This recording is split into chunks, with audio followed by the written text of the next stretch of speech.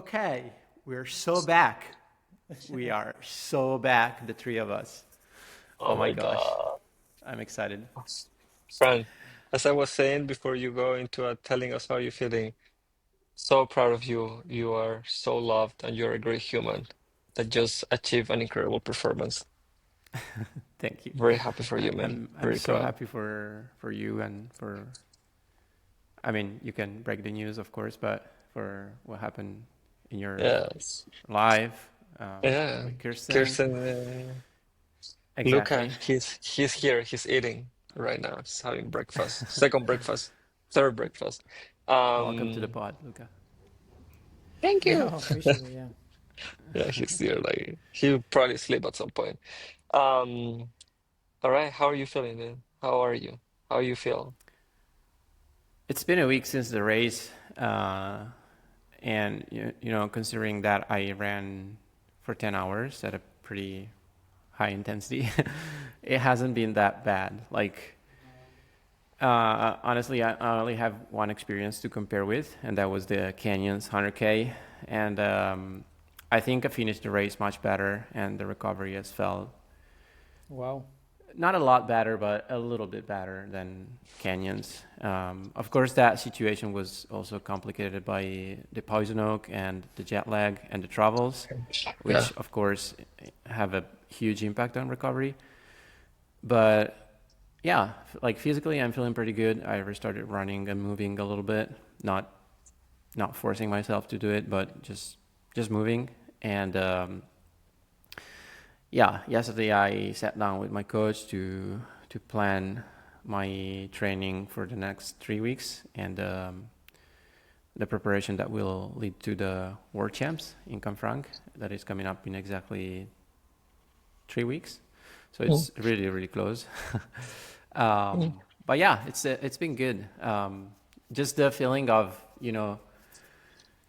traveling back home and life is normal. Like everything is the same, and of course, it's not like you expect that a win or a race is going to change your life completely. But going from a like super high and being in the spotlight and all the Chamonix madness and all of that, and then being back like going back home and the house is quiet and not that many people around you, and it's just the normal daily routine. I feel like um, that change is not that easy to handle. So I was just sharing mm. a few thoughts about that this morning, and yeah, I'm just trying to appreciate where I am at the moment. Also, the race that I had, the experience, the journey, and everything, and not really forcing myself to move to the next thing too soon, because I think it's important to enjoy what I just did. I actually it's hard for me to put a meaning to the word enjoy. Like what are you actually supposed to do to enjoy your victory, your success? I don't know. I feel like sometimes I don't have the right to sit down and rest and take a Mm. vacation or whatever. Um, but I'm trying to navigate through all these And things. maybe a way to enjoy is having the peace of mind that you did as best as possible.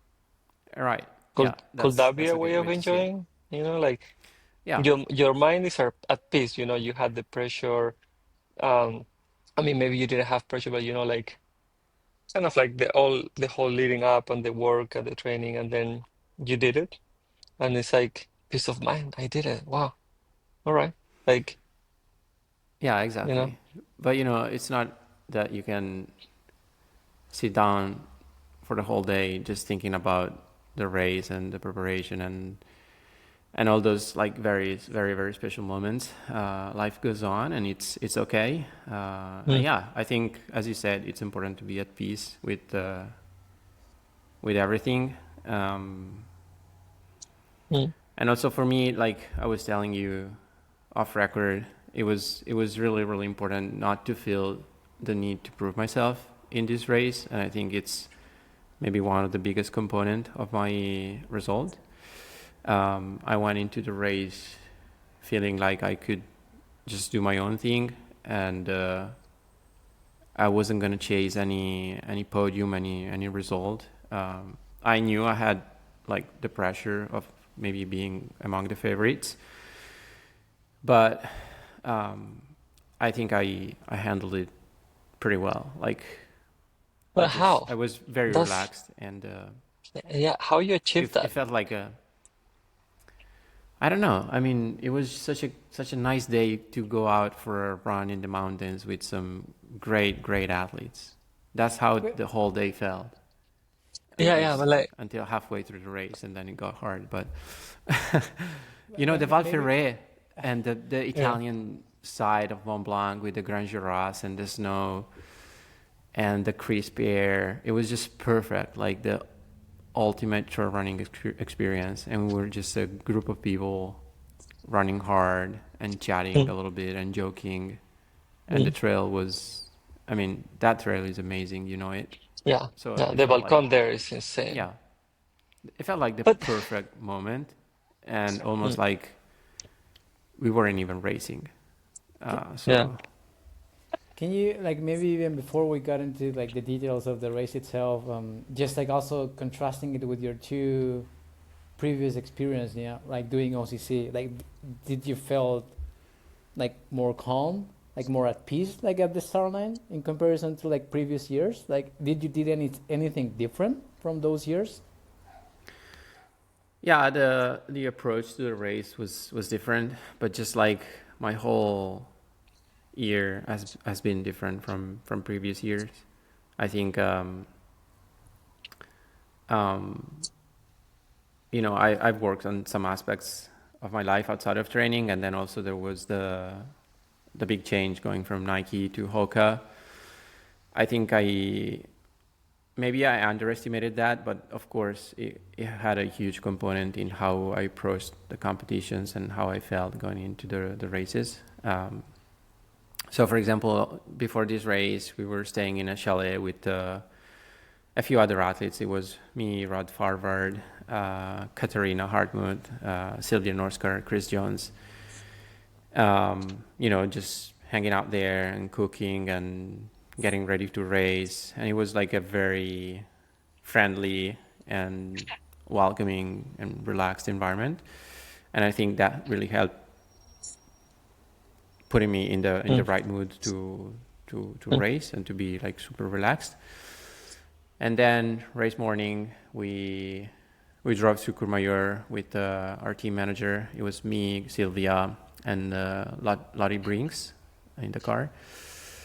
Um, and I don't know, like compared to the two previous experiences at OCC, where I was coming from maybe a few disappointing results, and then last year it was a pretty rough summer. I wasn't feeling good in training, and just a lot of difficulties.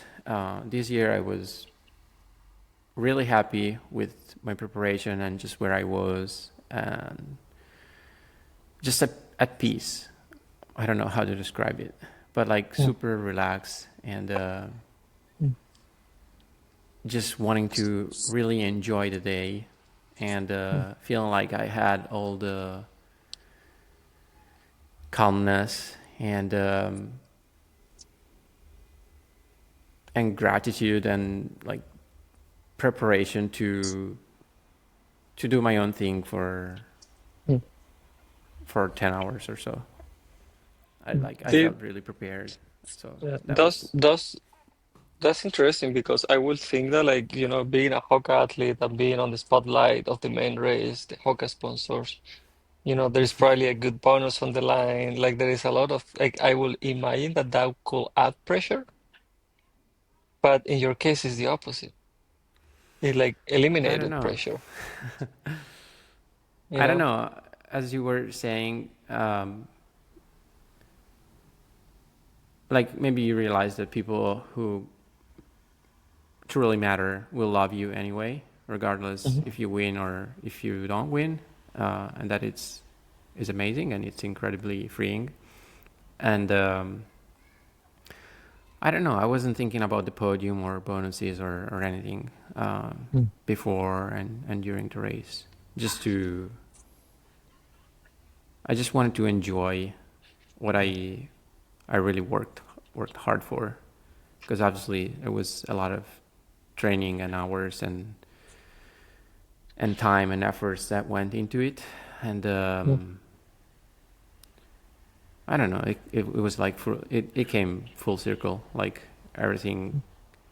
You know, when you find yourself in a situation that like you feel like everything you did leading up to that day was the right thing to do, Mm. Yeah, like had it's like yeah. a meaning. Yeah. Mm. Yeah, like everything. Yeah, yeah, like everything comes together. Yeah, it Yeah. comes together and clicks. Wow. So I don't know. It's easy to say that in retrospect, but I don't know. Yeah, I mean, I was also a little anxious. Yeah, it was. I mean, it's always like the UTMB experience, so it's a little bit stressful to go to get to the start Absolutely. line and to do like all the interviews and big Mm. pickup and gear check and everything. It can feel overwhelming, but I feel like I did a good job handling Yeah. all those things. I think like yeah, hearing you saying all of this, it feels like it may be also just like the fact of like now you're more mature in many ways. Like you don't do stuff to prove others of what you're capable of. Which I think that maybe that comes with age too, and just like the peace of mind that you have done the work, right? You have enjoyed the journey too, and also the fact that maybe you highlighted there, just like being surrounded maybe by the right people, right? And like feeling the support, like regardless of the training and the logistics point of view, just like being surrounded by the right people gets gets you a long way, and being at peace with that. Yeah. Yeah, I think so. What is also true is that, I mean, I feel like I put just the same effort for many other races that I did before CCC. Yeah. So I mean, sometimes it comes together, sometimes it doesn't, and Yeah. it's not like every race can be like so special. Like, I don't know, it maybe happens, you know, once a year or once every 5 years. I don't know, but yeah, you probably realize that behind a result, there are things that are and that aren't under your control, and Yeah. that's okay. You try to control what you can control, and just let the rest go, and you accept that a race can be a good one or can be a little less than good one. Should we do a play-by-play of the day? A little bit of like how the Yeah. race Yeah. Yeah. unfolded. Yeah. Yeah. Uh, I think it was good but that we did Yeah. some context, but now, yeah, I want to hear about the um, race itself. so what Yeah. was your breakfast? Focaccia? Oh, breakfast. It wasn't focaccia, unfortunately. It was Granita. just the same boring oatmeal and Hey, granola and hey, watch rice out. milk that I do every morning. Yeah. Oat milk is not boring, man. Oatmeal is the best. Yeah. No, it's not Yeah, boring. I mean, it depends on like how you do it and yeah. what you put uh, on it. But The classic yeah, oatmeal. it was the classic oatmeal and granola and honey and rice milk and tea. I didn't drink coffee. No coffee. Wow. Not that morning. Sometimes I drink coffee, but I don't know. I just didn't feel in the right mood to have So coffee. no caffeine on race day for you. Not before the race, but during the race, yeah, a lot of caffeine. Okay, a lot of caffeine during the race. Yeah, Okay, okay, and that's good. I will tell you about that. But yeah, I woke up at 6 a.m. because race start is at 9. So Mm. we left from Chamonix at Yeah. 7. You didn't Not stay in Courmayeur leading No, up to we it. didn't stay in Courmayeur. We thought it Okay. was okay to stay in Chamonix. Yeah. Yeah. There wasn't a lot of traffic at the tunnel. We Yeah. probably had a 20-minute wait, Yeah. and then by 8 a.m. we were at the start, and it was Mm. fairly cold. Actually, it had rain during the Yeah. night, but it was a beautiful day. Like the Yeah. Grand Juras with the fresh snow were just Mm. amazing. It's So like one of those days on that valley where, like, as you say, the air is crisp, you know? Yeah, yeah, I love it. just a Awesome. perfect day in the mountain. That's Just as amazing, man. beautiful as it can be in the Alps. Yeah. And the Italian Uh, side, which is the best one. hmm Yeah, probably like, yeah, I don't know. But yeah, so So, the race starts, and it's a fairly big group of runners on the first climb. I feel like we were moving at a decent pace, but it didn't feel hard. I always felt like I had one or at least one or even two extra gears at any given point during the race, so that was good. And yeah, I think the split up to Tête de la gosh. Tronche was on pair with the previous years, and so it was the Mm. split to Did you Refugio had a Bertone. splits in mind? Yeah, I mean, I had studied the course so much Oh. that everything was pretty much in my mind, But at you had least. like you had better splits in your mind? No, I had like maybe the splits from the previous 3 years, and I knew that Petter had run a really fast split from Arnuva to Grand Col Ferret, because like until Arnuva it's basically the same splits as last year when Hayden Yeah, won, and yeah, 2 years ago when Jonathan Albon won. yeah. Mm. So I think we were exactly around those splits, which was good. It was like my plan.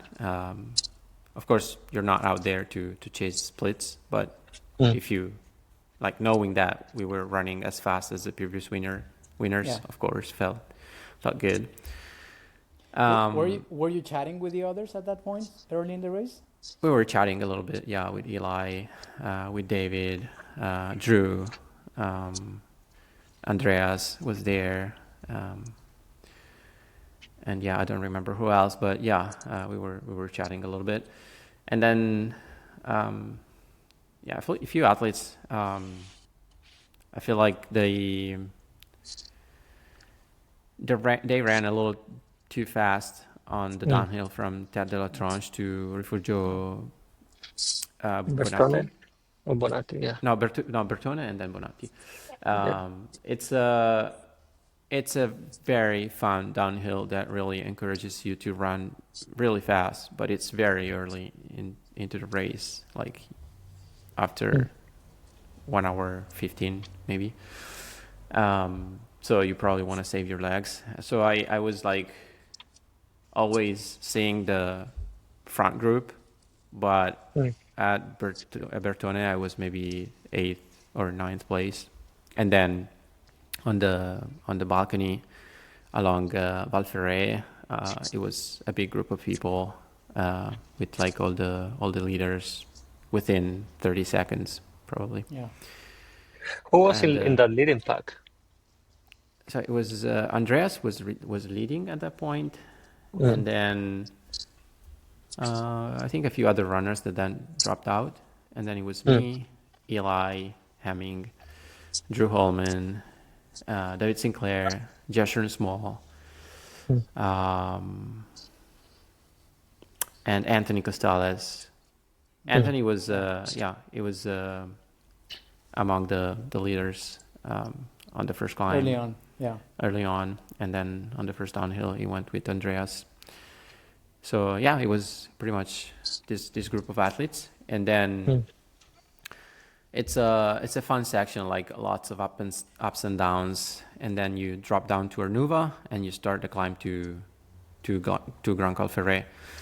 Mm. And as soon as we hit the climb, it was basically me, Eli, David, and Drew who went in the front. And from there, it was basically the four of us until the climb to Champe-Lac. So we did all the climb to Grand Col Ferret together. The split to at Grand Col Ferret was good. Not quite as fast as Patter split, but probably 3 minutes slower, so pretty good. And maybe 3 minutes faster than Hayden's time from last year. Mm. And then from Grand Col Ferret is like a super, super long downhill to Yeah, half the marathon. bottom of the climb of Champe-Lac. And I Did you hadn't guys- seen that section of the course. Like I actually didn't run a single step on the course during my preparation. Part of it, like I kind of wanted to keep the surprise for some sections because I think it's okay not to. I mean, it's okay to train on the course for sure. Yeah. But I also like to have a surprise on race day. Did you guys run the whole climb of Grand Col Ferret? It was like all running. Yeah, that's interesting. So Drew and I didn't have poles, Yeah. and Eli and David had poles. Yeah. So Eli and David were hiking way more than Drew and I. Yeah. I ran the whole climb. It's not actually that steep. The first climb is actually steeper. And I think I ran pretty much the whole thing except when, you have to jump over a rock. You just try not to waste energy and not to jump, not to like push unnecessarily. But the climb to Grand Col Ferret is actually really nice and really smooth. So if you have good legs, you can run. And I basically ran the whole thing with Drew. Yeah. Well, Drew is not a big hiker, so Right. you know. And I'm not either. So Yeah. I feel like If I'm way more efficient. Yeah. Running. If I for me jogging. to drop Drew on a climb, I have to be a very steep one where he can't run, and then I can hike, and then I can drop him. But if it's anything runnable, yeah, that's not that easy. Yeah. All right. So you guys were doing this mix, and the four of you together, and then you have It this was still early half in the race. I marathon. mean, Yeah. 3 hours 17 to Grand Col Ferret at 30K. With at Grand Col Ferret, you've actually done close to half of the whole elevation gain of the race. So from there, it's a lot of running. Even if the last 40K it gets pretty hard and steep. So there is this 20K downhill to the bottom of the climb to Champe-Lac, which felt super long. It's probably the section where I started not struggling, but maybe you're close to you basically ran a marathon, and the finish line is still like so far, like 60K to go, and you feel like I feel like during a race, like especially a long ultra, you're always trying to check on yourself and like trying to understand how you feel in the moment to project how you're gonna feel in X hours, Yeah. So if you're feeling, I don't know, like if you feel like you've burned maybe too many matches at 40K and you have 60K to go, you start worrying a little bit. And it's not like I was burning too many matches, but it's probably the first time during the race where it felt a little bit harder than what I wanted. But it was like getting warm and also running pretty fast. This is when it started getting hot too. Yeah, it started getting hot because you dropped down 1,500 meters from Grand Col Ferret. It's in the valley, so it was under the sun. So yeah, it was warm. Yeah.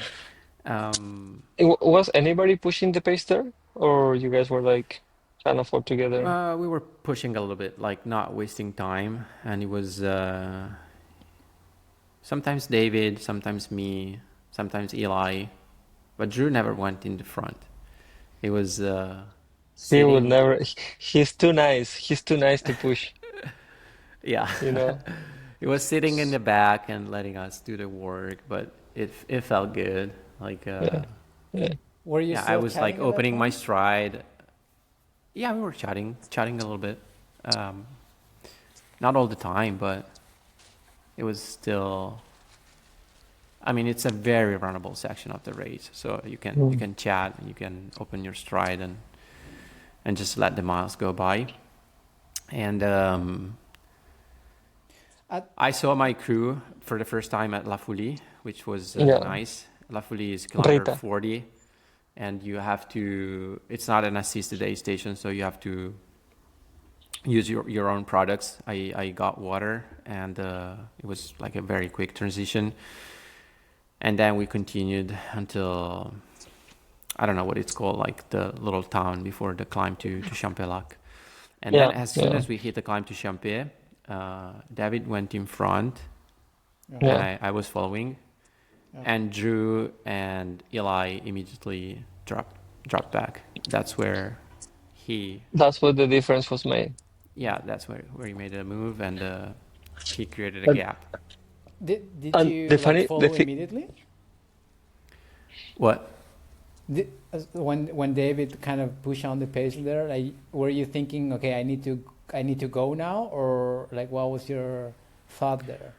I was just following and sitting on his heels. The pace felt good, but not too hard. So I thought, okay, yeah, I can follow, and I need to cover this move for sure because can't afford to let him go. But yeah, we started gaining some ground on Eli and Drew for the first time.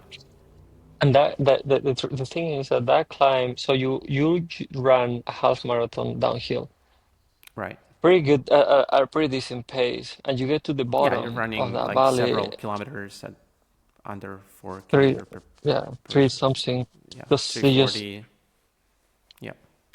and you get there, and it's that climb is a wall, you know.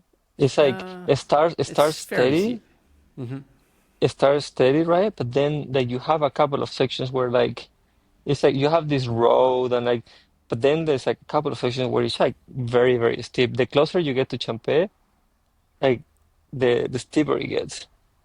Yeah, it's actually not a gradual climb. Like it's some steep sections, Yeah. uh, and then it's more runnable, and then it becomes steep Yeah. again. So I find it so uncomfortable. it's pretty That uncomfortable after it's like such a long downhill, because I think the your running form completely changes, yeah, and just going from downhill legs and working a lot with your Yeah, quads to the opposite, so pushing a yeah, lot switching with your gears. Yeah, hamstrings, switching yeah. gears. It's yeah. it's really hard. And But it's on this climb that you also then made the move on David, right? actually not. Like we were together until the aid station in Champe. Right, right, yeah, That yeah, is yeah, the first assisted aid station yeah. of the race after 53 kilometers. So for the second time, I saw my crew, and for the first time, my girlfriend Gloria gave me new gels and 2 flasks. And it's funny that like I was surprised when I watched a little bit of the live stream after the race, that the commentators were surprised by how quick my transitions, my aid station stops were, like, Mm, because I was stopping for like, I don't know, 10 to 20 seconds, like fairly quick. But to me, mm. Felt forever. it was like, it felt okay. Like, why would I be wasting time at an aid station? Yeah. I mean, it's race I, time.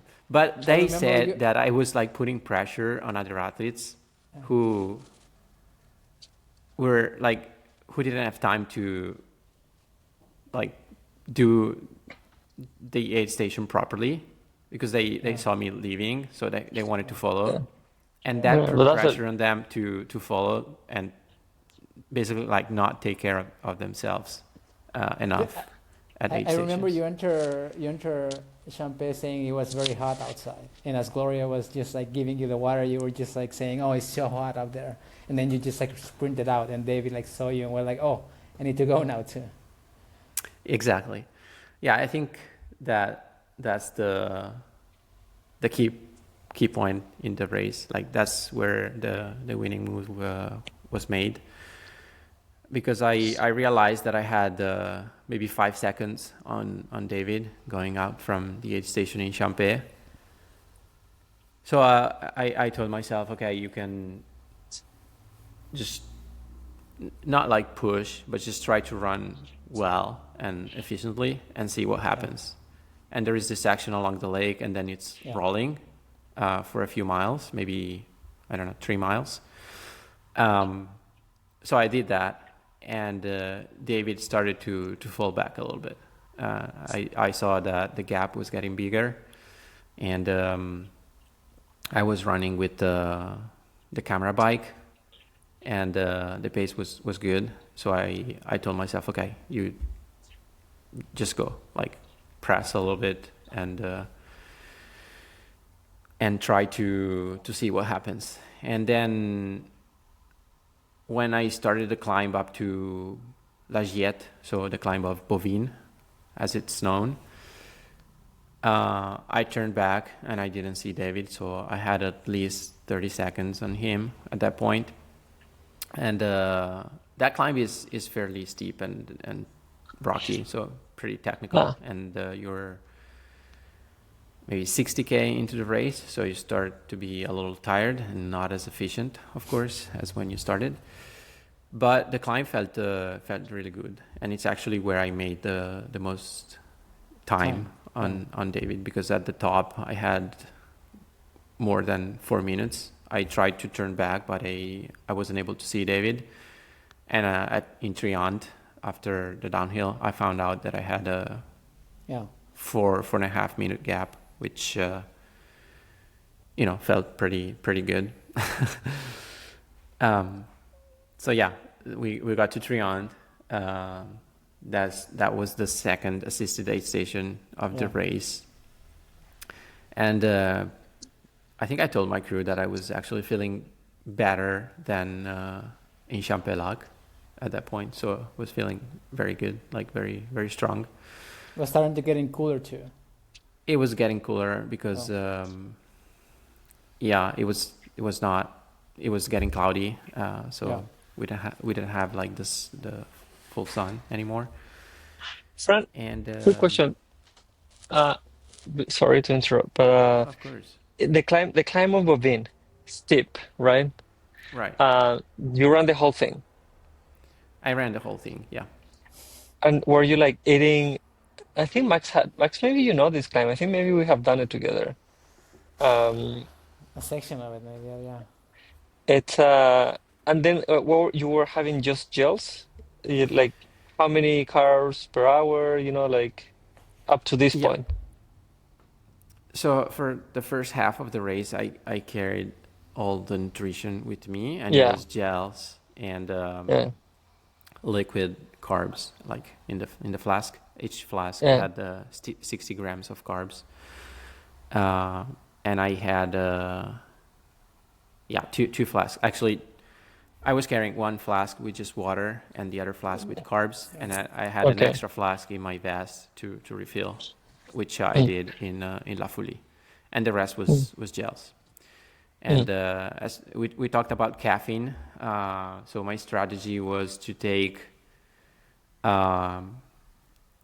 300 milligrams of caffeine during the first 3 hours, so up to Champe. I think I took one in the first hour, one in the second, and then one in the third hour.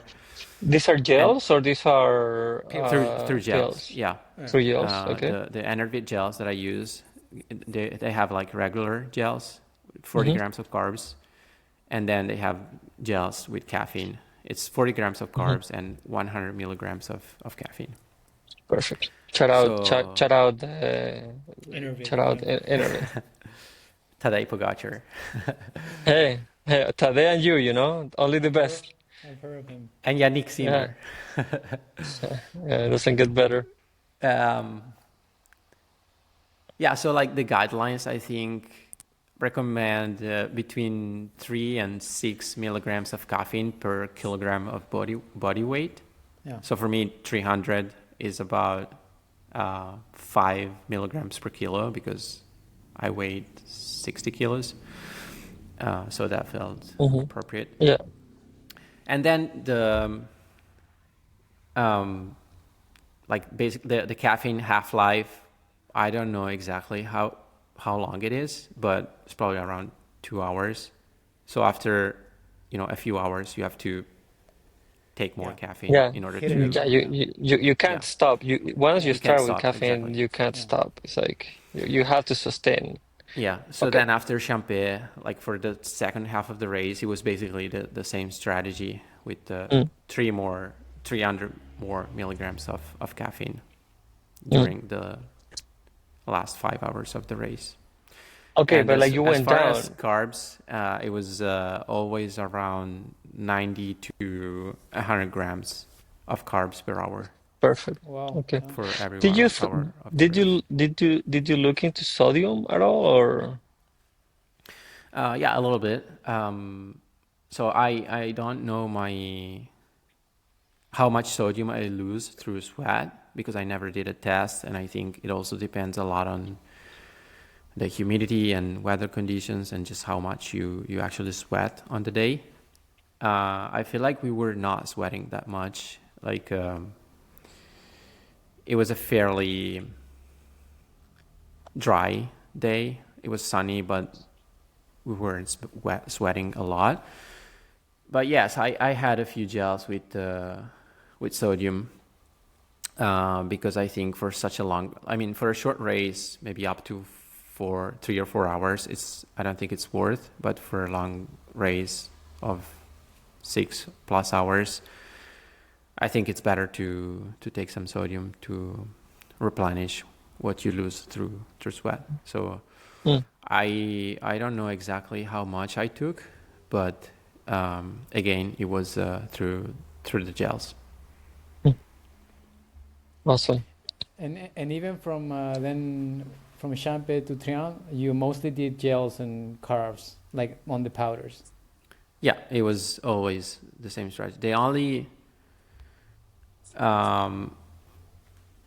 thing I actually ate like solid food was a piece of bar in Valorcine that I just had while I was at the aid station, and all the rest was either gels or liquid calories. Wow. Yep. Okay, so you were saying in Trian, and then like that's the last section, basically, when it really gets hard. It gets hard, yeah. The climb after Trian, like Trian Letzep, is so steep.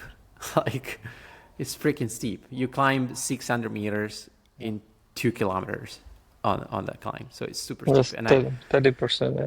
I was running most of it, but not all of it, because at that point I was of course a bit tired and also trying to be efficient and to save energy.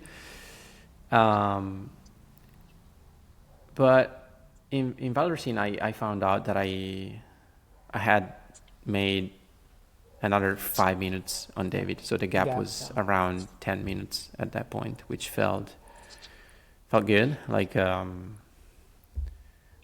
wasn't sure that I was going to win the race in Valorcine, but I thought I had a pretty good chance if I didn't bonk and if I just stayed on my legs, basically, and did my own thing. So I think from Valorcine is when my strategy switched from like be aggressive. Aggressive, like doing an attack, to sustain. Okay, let's just get to the finish and don't make mistakes, and yes, run well, run efficiently, but like don't do stupid things and don't take unnecessary risk because you're leading and it's a fairly comfortable Yeah. lead. So Just uh, maintain the yeah. gap basically. So like mentally that really helped because in Valencine I was feeling very tired. Honestly, it was probably the hardest section of the race. And funny enough, the climb to Col de Monte, which was like the section that I was looking forward to because it's so runnable and it's like maybe my main strength, like runnable uphills. That is the single section of the race that felt the worst.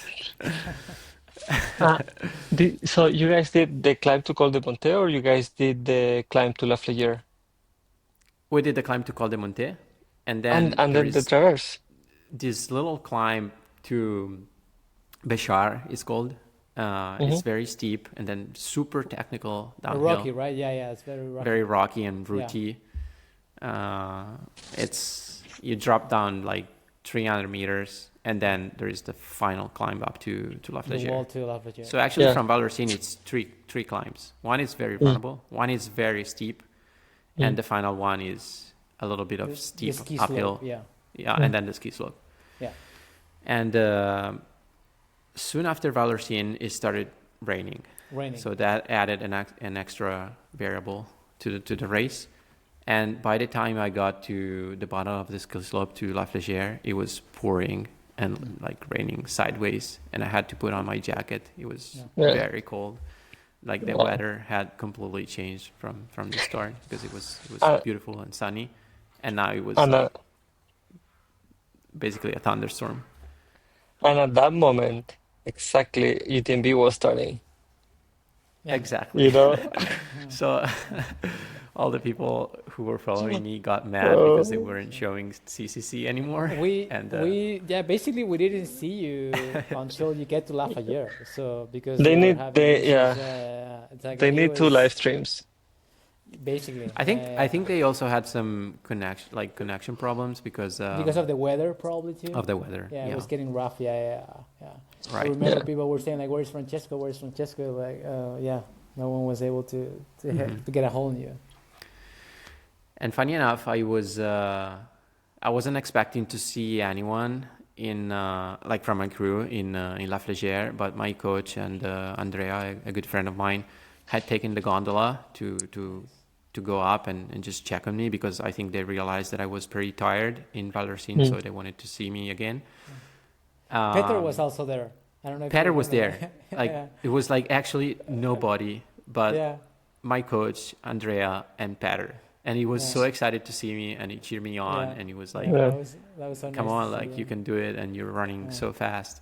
So it was so great to see him at that point. And then the gondola actually closed. So my coach and my friend had to run downhill back to Chamonix. So they missed your finish.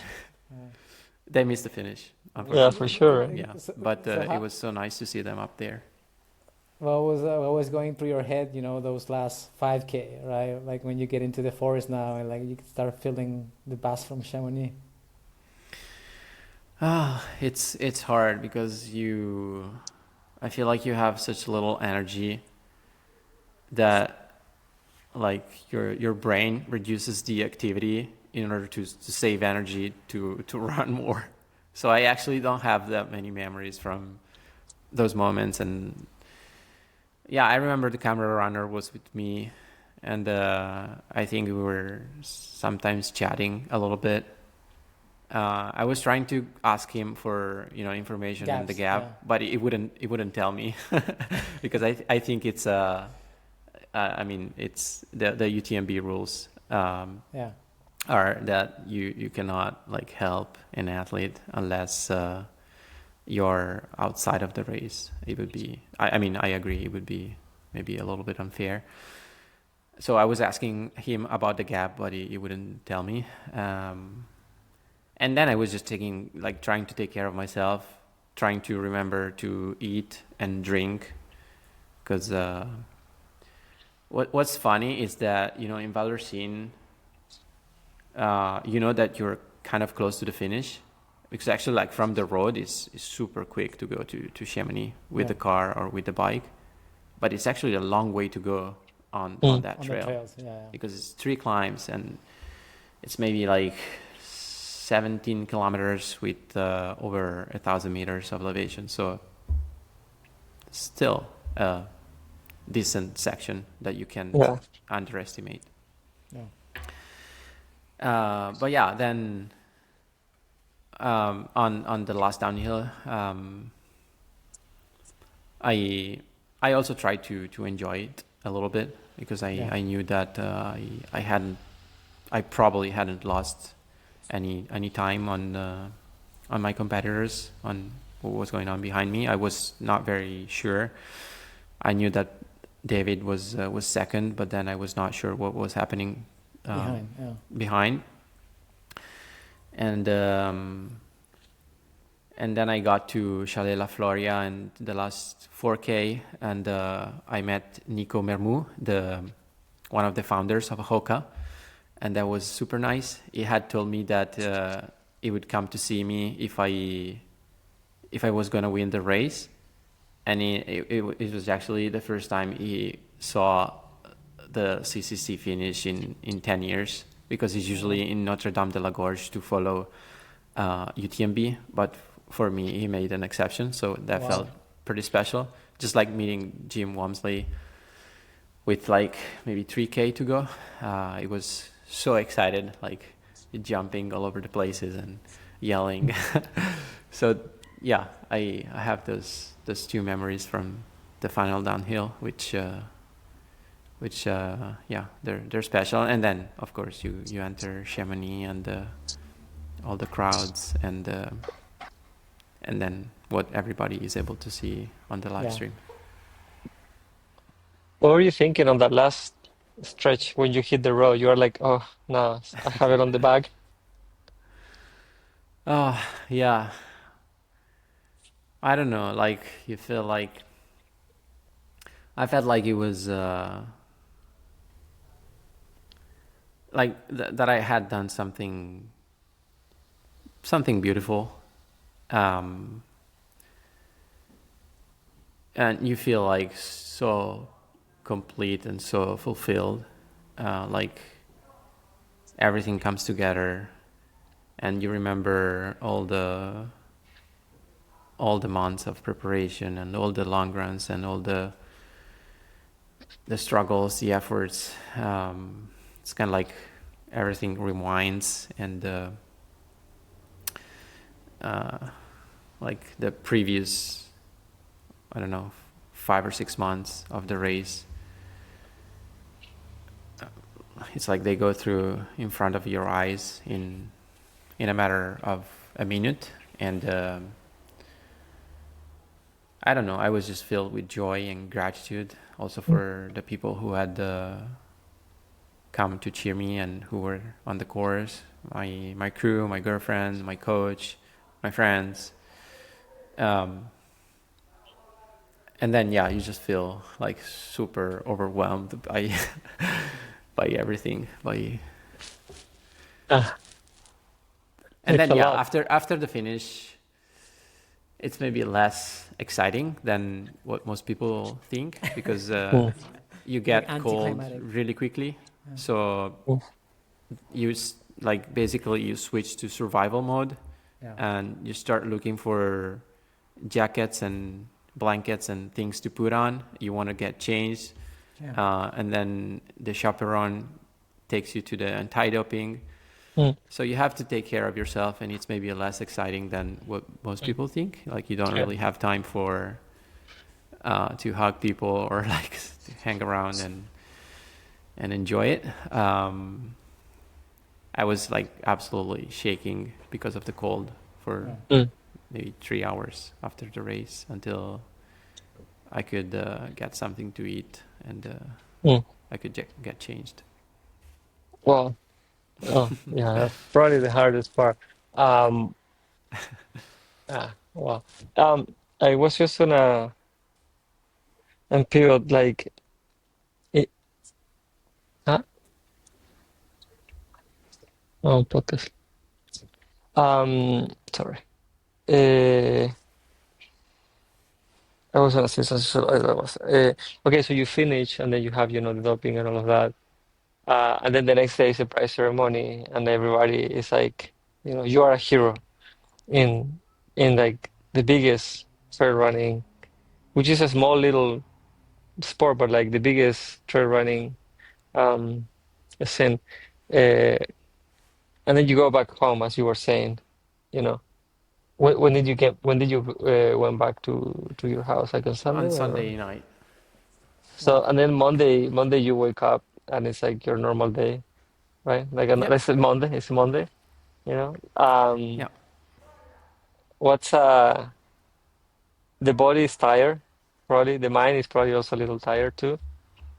Um, but what are the emotions? What are you feeling?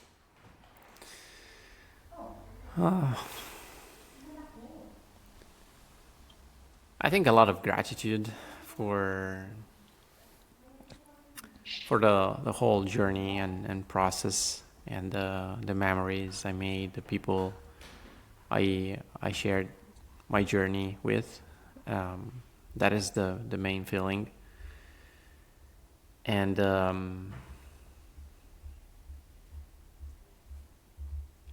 yeah, you actually like realize that. I mean, sometimes we spend so much time like working hard, trying to achieve something, and then you actually achieve the thing, and yeah, it's fulfilling, but just for a very short time, and maybe not as much as you thought, and it doesn't change the person you are.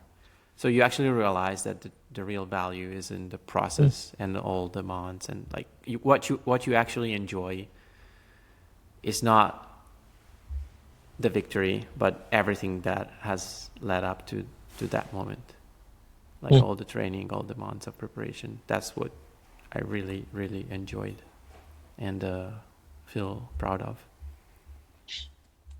Like, what do you feel? Like, I'm checking this post you did 6 hours ago about the post-race blues, right? Um, and going from such a good rhythm in training and then racing and then success and then now you have to like slow this week you have to slow down, rest, be in your mind, you know, because you're not training so much because you have to recover. And then like the definition of success. So maybe we assign or we tie the definition of success to the result of the day. But I don't know, maybe that's not, of course, that's not the way to do it because if you had a successful training blog, that was probably a success. Or so, Yeah, like, it's basically like not the only way to define success, yeah. not just Uh, through the end result, but mhm. I feel like the real definition is through the process that has led to the result, which can be positive and can be maybe less than positive sometimes. Mm, But it's mm. okay. Like the whole point is to try hard at something that is challenging and difficult, but that can be very fulfilling, I think. You- Okay. No, Go I ahead, just wanted to Max. ask about the ticket. Oh, Oh, well, yeah, that's okay. So this is where we're gonna announce it. But before we get into your Western States 2026 goal, uh, how do you define success now a week after?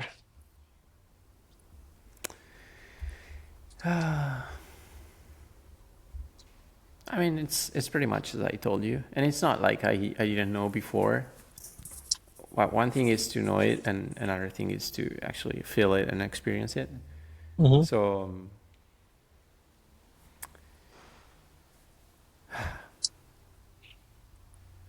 I mean, in retrospect, it feels like a very special day that I'm super happy that I got to share it with other people that are important in my life, and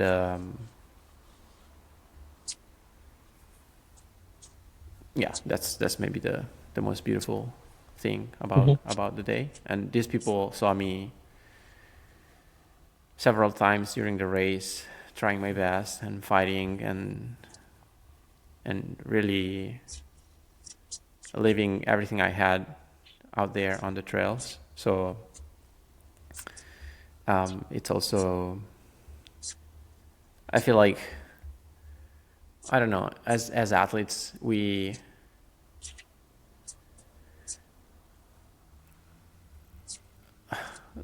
we are in this position where we share some things and feelings which usually are very private, with a lot of people, like with a big public sometimes, and that's not necessarily easy. For example, like when you hug your girlfriend at the finish line, or you want to talk to your coach or your friends, and there is like hundreds of photographers and journalists and eyes on you. So that's maybe, I mean, it's probably not a very common and relatable experience because it doesn't happen to everyone, but it's also,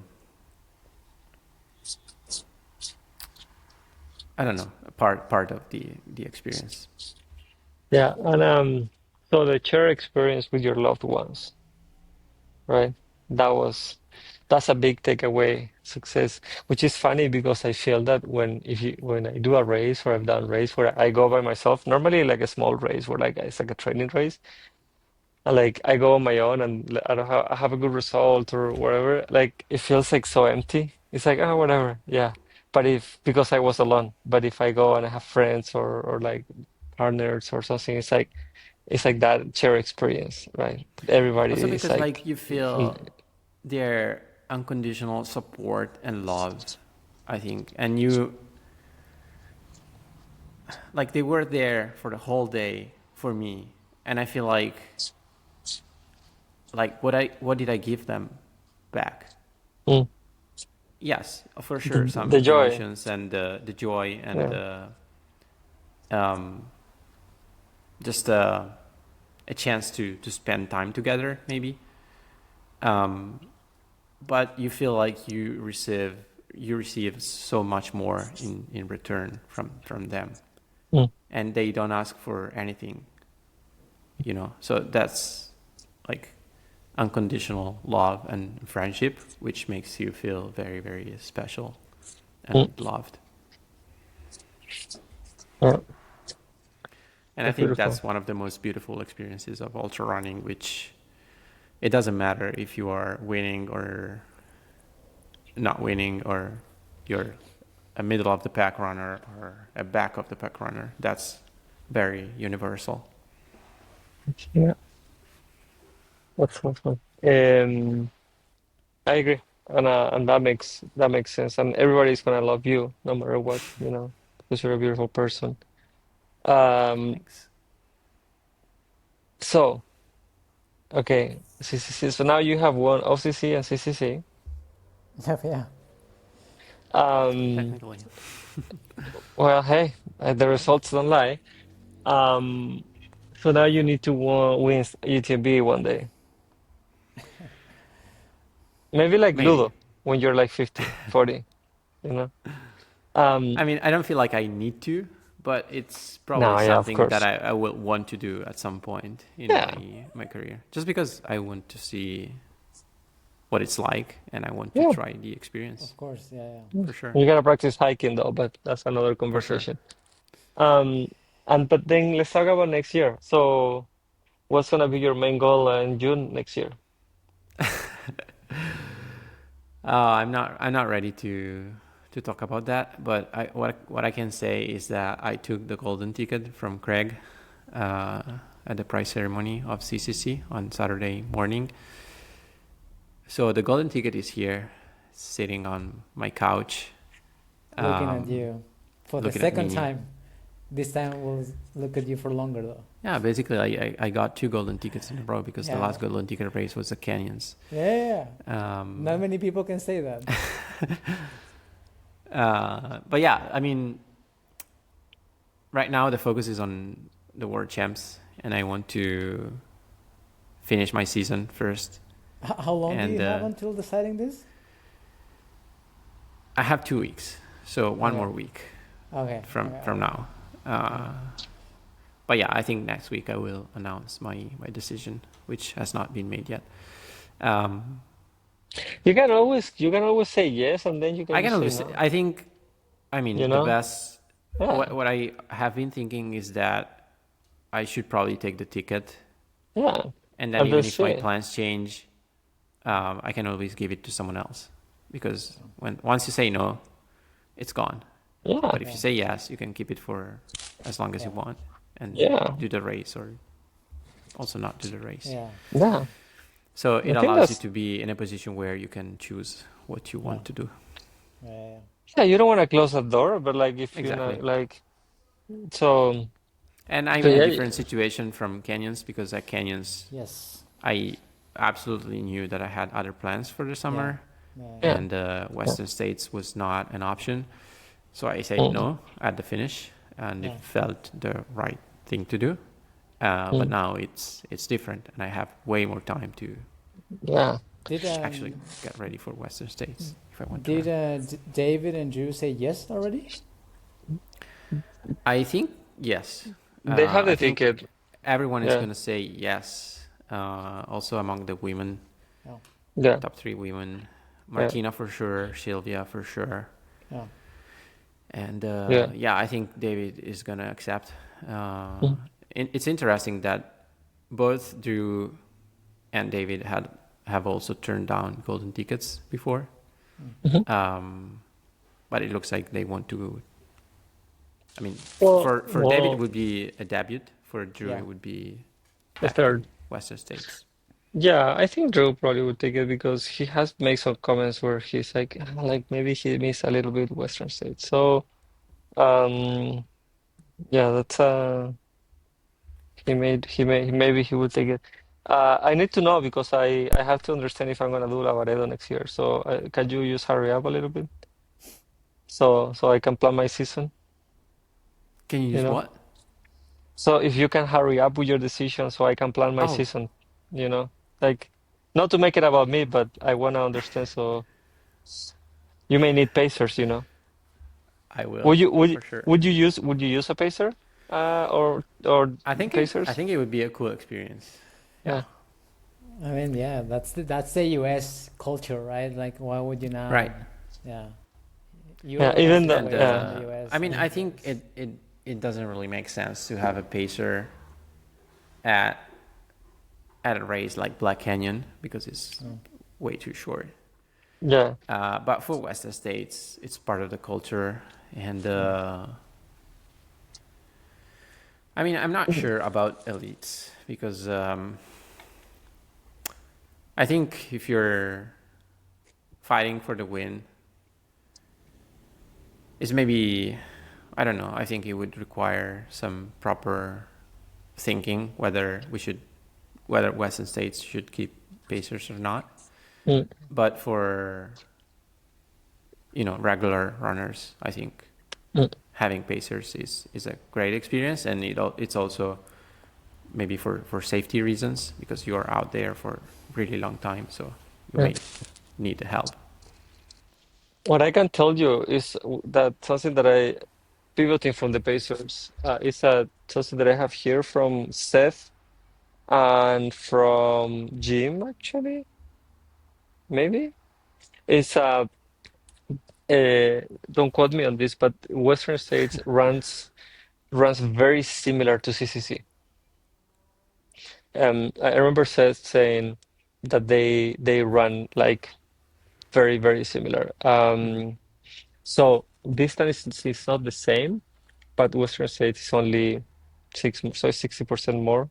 Well, sorry, 40% more, 4 more hours, um, 4 or 5.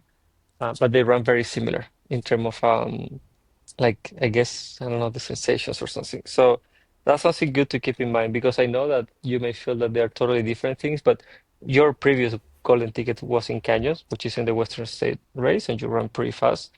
Mm. Um, and then here it runs pretty similar. So everything indicates that, like if you were able to handle the heat and run a little longer, you should be able to certainly um, A have a little good. longer. 4 more hours. Just a little. I'm sure But people will also everything love to every see. everything is a blur at that point, man. So Yeah, actually, 10 hours felt long, but not as long as my first experience at the 100K at Canyons. That yeah, felt so I mean, yeah, long. the yeah. the first It one, was it's crazy. always mentally the hardest, right? Mentally was super hard, Yeah. but also Yeah. physically. Like, I think Canyons was the most painful race I've ever done. I think Yeah, the pain I well, experienced at Canyons was just beyond anything we, I've ever experienced. we don't have to think about that right now. Once you Yeah. save the ticket, anyways, we're gonna title the podcast, Fran is taking the ticket. And if you go to this No, point, you may know that announcement next week. announcement next week, Yeah, but he's taking it. No, but like honestly, like if you take it, then you can do whatever you want, Like it's yeah, not like it's not like it's not a law or something like that, but like hey, like you have to totally. choose it. You gotta take it and then like maybe you don't feel prepared and it's fine, you know. You have the right to do it, you know. That's very exciting. Which distance are you doing at the World Championships? The long trail. So it's The 80K. 82K with 5,600 Yeah, meters. yeah. Yeah. It's like a maxi race, a little bit It's more really technical and on vert. Yeah, steep. yeah. That's gonna be so nice. Like I wish I was going. Um, and then yeah, well, you will race Jim and a bunch of other It great will be athletes. exciting. Yeah, it will be an Jim exciting year. and Caleb, but yeah, Yeah, yeah, it's gonna be It so will be cool. very exciting to follow. Yeah, it's gonna we'll be a be good race. spoiled because yeah, it's only a few weeks now. So 3 weeks yeah, from now, yeah, basically very quick turnaround. exactly. Yeah, yeah. Is the 80K on a Friday or on a Saturday? It's on the 27th, so it's probably a Saturday. Mm. Yeah, yeah, Saturday. Nice. Okay, that's cool. That's gonna be exciting. So will your training now become a little bit of like adding some vert and just staying consistent? Yeah, I think. I mean, first thing is to make sure that I properly recover from Yeah. CCC, and then I think we want to work on strength because this the quality that deteriorates the quickest if you don't keep doing it, if you don't train it. Um, and then yeah, some vert and trying to get more comfortable on technical terrain. So maybe even go for some hikes, but on some rocky and technical terrain and steep terrain. No.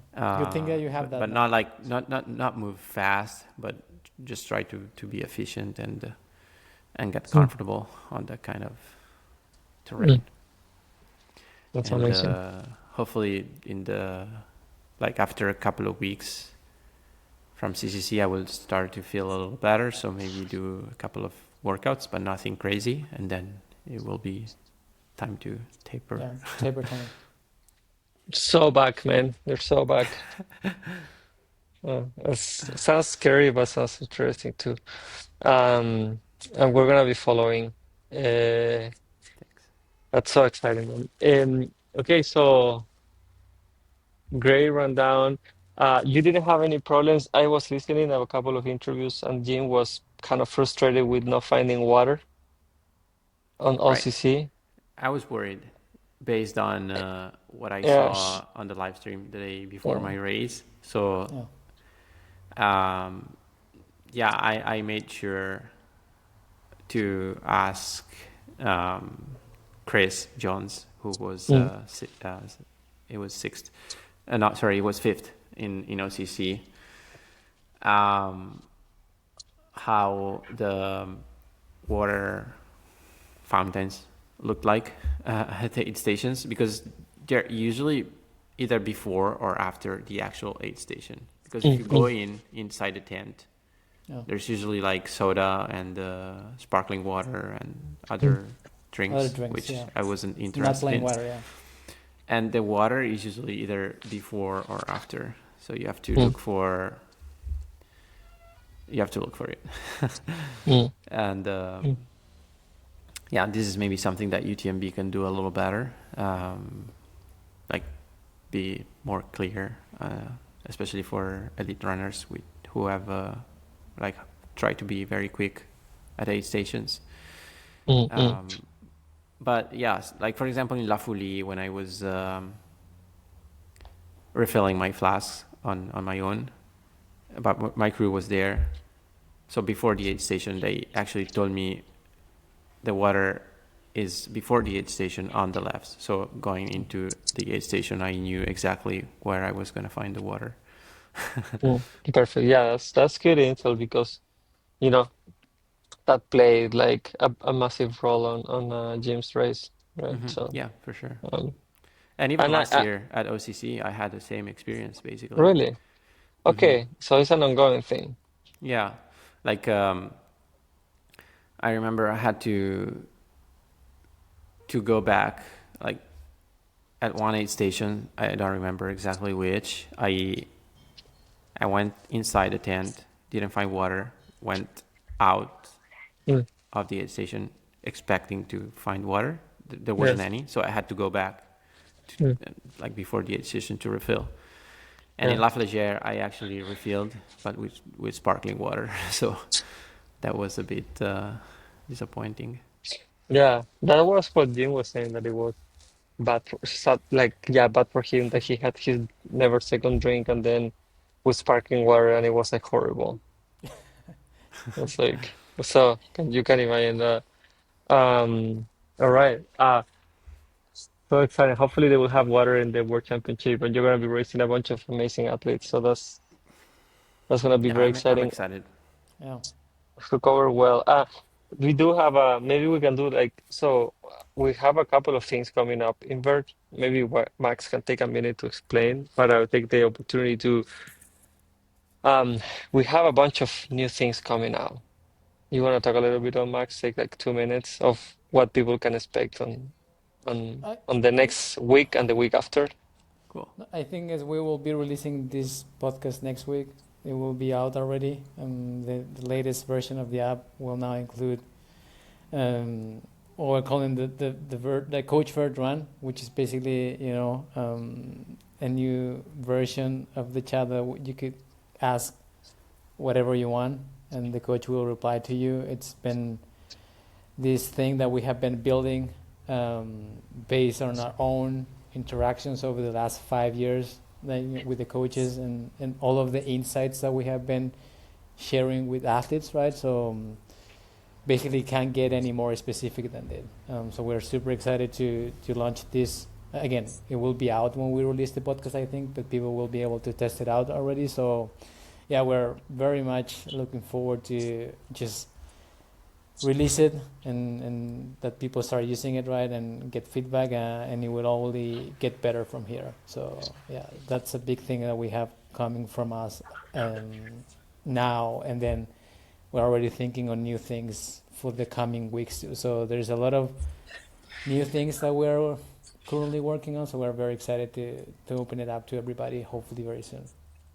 Stay So tuned. it's a yeah, this is like it's a coach, it's an AI coach, and we trained it in 500,000 of conversations between coaches and athletes in the Ver platform. So we process all of that information, collected the best answers, the main questions that people ask, like hundreds of questions and or thousands, and then what is the best way to answer that based on our own coaching philosophy and experience. And also, it has a whole knowledge base of all of our articles and everything that we have developed as a trail running training app. So it is probably the most expert like trail running coach out there. Yeah. And then we're releasing it next week. So that's going to be exciting and see how people use it. And then it's going to be learning. So it's pretty cool because we really are trying to bring the new technology into trail running, which, like, to be honest, like I love a bunch of the things that we have into running, but like I feel that trail running is always behind, like when you go to sign up to a race in Ultra Sign Up, which is a good platform, like you feel like it's like from the 2000s. You Right. know. The So web like design there's is not and the the most speed and like advanced. so there's not so much and the data like even in UTMB like some of the data they show you or the projections is decent, but like even though the live trail platform has been improving a lot, um I think that adding intelligence is something important to sport, so we're doing that. And after that we are, and this may be interesting for you, I want to run it by you. um we're developing a way where you can balance your training and your emotional life stress and have them work together, in the sense that your training adapts not to your just to like workouts or how tired you are, but like to your life, to your personal life balance. And that's pretty cool. That's gonna come in a couple of weeks. Stay tuned. But that is something very interesting because we do run a lot into that issue with athletes, Yeah. uh, like I'm so busy at work, I'm so tired, but I have this workout. Now you don't have to think about it. It will be automatically adjusted for you based on your life. Uh, so that's pretty cool. Thanks for the updates. Yeah, we can maybe record a new podcast in a few Yeah, weeks to yeah, Yeah, see where hopefully we are after and after explain a little Worlds, better. we can recap Worlds, and by then we should have a few of these things out already. So yeah, yeah. Uh, Fran, I have to we're so run. happy. We're so Thank you happy. guys. We're so back. We are back. So very back. happy for you, man. Thanks for Yeah, also for Thanks doing for the the support. play-by-play. People will love to hear your thoughts on the race, and then yeah, Of we're course. very excited about Worlds, and then already very excited about 2026. Thank you. I also want to thank all my athletes who I think everyone sent me a message Oh, we congrats have been after getting the a ton of race. So messages to pass you actually. So yeah, it's not thank only you. your athletes, but Thank you everyone is just like for say, the support. how happy they are for you. So man, like everybody loves you. Thank you. It's awesome. Okay, talk soon. Bye Ciao, guys. ciao. Ciao ciao, ciao. ciao. Have a good one.